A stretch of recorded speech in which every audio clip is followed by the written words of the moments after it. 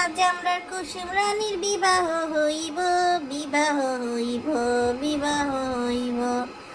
আজ আমরা কুসুম রানীর বিবাহ হইব, বিবাহ হইব। আসসালামু আলাইকুম দর্শক, সবাই কেমন আছেন? তো চলে আসলাম শারমিনের হলুদ সন্ধ্যায় আপনাদের সাথে কিছুক্ষণ গল্প আড্ডা করে সময় পার করতে। তো আজকাল ভিডিওতে আপনারা ভিউ দেন না, ভিডিও দিতে মন চায় না। তারপর আমি মনে করি যে কেউ যদি কাউকে ভালোবাসে তাহলে শেষ পর্যন্ত চেষ্টা করতে হয়। তো আপনাদের সাথে আসলে এইসব গল্প আড্ডা করতে আমার অনেক বেশি ভালো লাগে। তো এই জন্য আবার চলে আসলাম যে হয়তো বা কখনো না কখনো আপনারা রাগ ভেঙে আবার আগের মতো ভালোবাসা আমাদের দিবেন। তো যাই হোক দর্শক, এখন আমি চলে আসি মূল কথায়। সেটা হচ্ছে কালকে আপনাদেরকে একটা ভিডিও দিয়েছিলাম যেখানে মোটামুটি সব কিছুই বলেছিলাম। তো রাত থেকে বিকাল অবধি যা যা হলো একটু শেয়ার করে দিই। তো এদিকে দর্শক যেটা ঘটে গেল যে আমাকে তিশা আপা কিন্তু হেভি সেটি গেছে। দর্শক হেভি সেটি গেছে বলতে তিশা আপা সবসময় হইতে চাই কি জানেন? তিশা আপা হতে চাই ওই যে ধরেন ডেজার্টের মধ্যে তাহে না উপরের একদম সেরি অন দ্য টপ।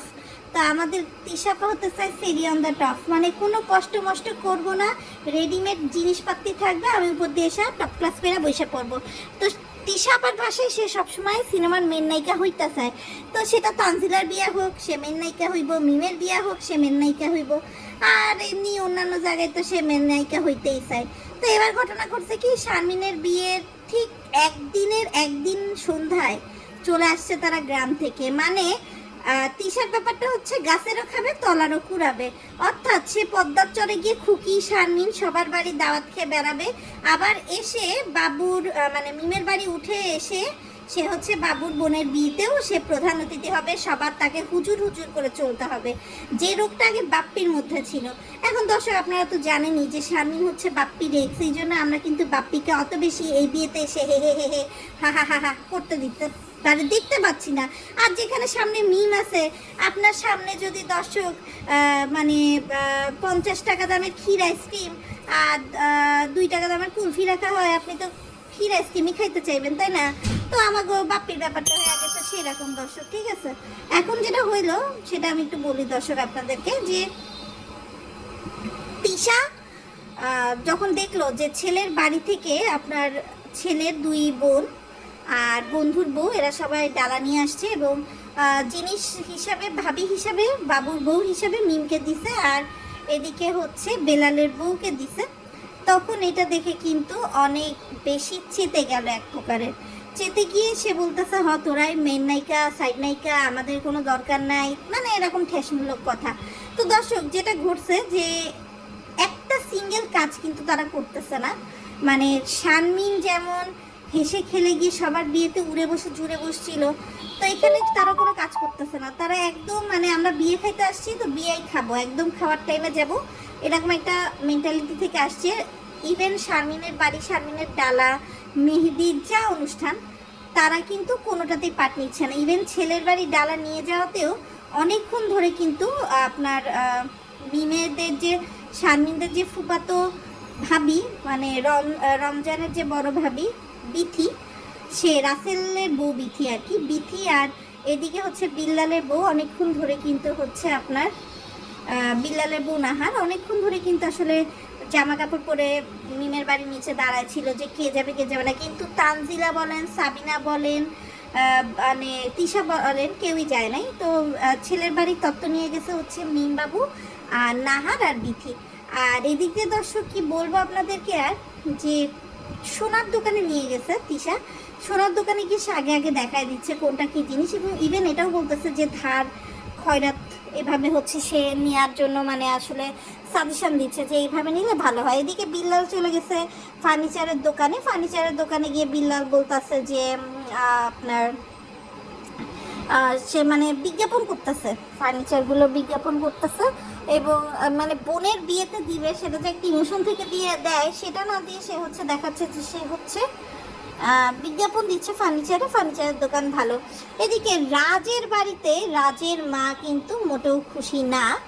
আর 2 বোনের কথা কি বলবো, তারা 2 বোন তো আসলে মুখে রুমাল দিয়ে বরের মতো বসে আছে যে তাদের ভাইয়ের চ্যানেলের সামনে তারা এরকম হাস্যরসাত্মক জায়গায় উপস্থাপন হবে না। এদিকে তানজিলা চলে এসেছে সকাল সকাল, তানজিলা তালের পিঠা পাকন পিঠা মিষ্টি নিয়ে আসছে। তো আমাদের বাপ্পি সাহেব আবার বলে হে হে হে হে লিয়াকতের মিষ্টি মজা, কুমারখালীর মিষ্টি মজা না। মানে তোর যে নিয়ে আসছে তাই কত, তুই কি নিয়ে আসোস? বা তুই যে মেয়ের বাড়ি এসে উঠছোস, মালয়েশিয়া থেকে কয়টা জিনিস লয়ে আসলি তাইলেই হয়ে গেল? তাইলে তো হইল না, তাই না? আর এই যে বাপ্পি মালয়েশিয়া থেকে এসে জিনিস দিল, খুকিকে একগাদা জিনিস দিয়ে ভরালো। কেন ভরালো দর্শক? যাতে পরবর্তীতে যখন সে আবার তার শ্বশুরবাড়ি যাবে, যেন সে খুকির পাকা ঘরে থাকতে পারে। কেননা বড় ভাবি যে শারমিন, তার তো কোনো অস্তিত্ব নাই। এই যে রঙের বক্স আনলো, আবু তালহা তানহা এদেরকে দিল। অথচ দর্শক একটা জিনিস খেয়াল করেছেন যে আপনার বড় ভাবি ছেলে মেয়ে নাই, রুহির জন্য এনে দিত, সেটাও কিন্তু এনে দেয়নি। চোগলামো সব জায়গাতেই বাপ্পি তিশা করে, তারা দেখে যেখানে সুবিধা সেটাই করে।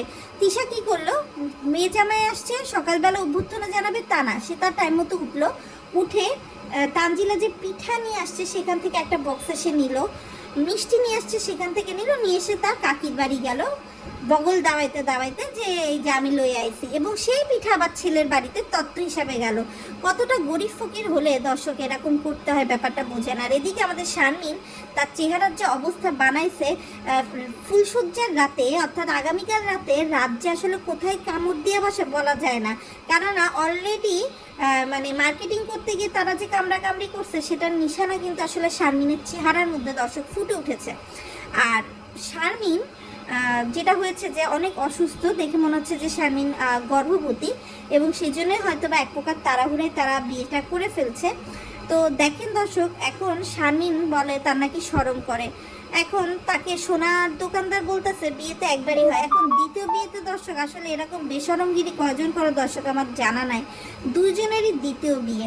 তো দ্বিতীয় বিয়েতে এত নাচানাচি এত মাতামাতি, সে নাকি রং খেলবে, হোলি খেলবে, আরও কত কি করবে। আমার কথা এত মানে এত ঢং করার টাইম দর্শক মানুষ কোথাও কেমনে পায় আমার মাথায় আসলে আসে না। তো দর্শক দেখেন, ঠিক আছে আপনাদের কথা বুঝতে পারতেছি আমি যে আপনারা সাপোর্ট করবেন কি করবেন না আপনাদের উপর। তো আমি কিন্তু আমার দায়িত্ব মতো ভিডিও দিয়ে যাব, একদিন না একদিন আপনাদের মনের বরফও গলবে, আপনারা আবার ভিডিওতে ভিউ দেবেন ইনশাল্লাহ। সবাই আমার সাথে থাকবেন, যারা আমার রেগুলার ভিউয়ার্স আমার ভিডিও দেখেন তাদেরকে অসংখ্য অসংখ্য ধন্যবাদ জানিয়ে, আপনারা সময় মতো কন্টেন্ট না পেয়ে হয়তো বা অন্য চ্যানেলের মুখাপেক্ষী হয়েছেন, কিন্তু সবসময় এটা জেনে রাখবেন যে বিডি ড্রামা লাভার চ্যানেলে সবসময় কিন্তু আমরা সত্য কথা বলি। আমরা কিন্তু কারোর মানে পেছনে লাগে বলে তার পেছনেই বলবো, কারো ভালো কিছু হলে বলবো না, এমন না। আমাদের কাছে যেটা অসঙ্গতি মনে হয় আমরা সেটা অসঙ্গতি বলি, যেটা সঙ্গতিপূর্ণ যেটা ন্যায় মনে হয় সেটাকে ন্যায় বলি। তো আজকের ভিডিওটা এই পর্যন্তই। যদি ভিডিওটা ভালো লেগে থাকে অবশ্যই লাইক করবেন, কমেন্ট করবেন, যদি চ্যানেলে নতুন হন সাবস্ক্রাইব করে দিয়ে পাশে থাকবেন। খুব শীঘ্রই নতুন আরেকটা ভিডিও নিয়ে চলে আসবো, যেখানে বাইদ্যানীদের রং ঢং রূপ সব আপনাদের সামনে তুলে ধরবো। আজকের মতো বিদায় নিচ্ছি, আল্লাহ হাফেজ।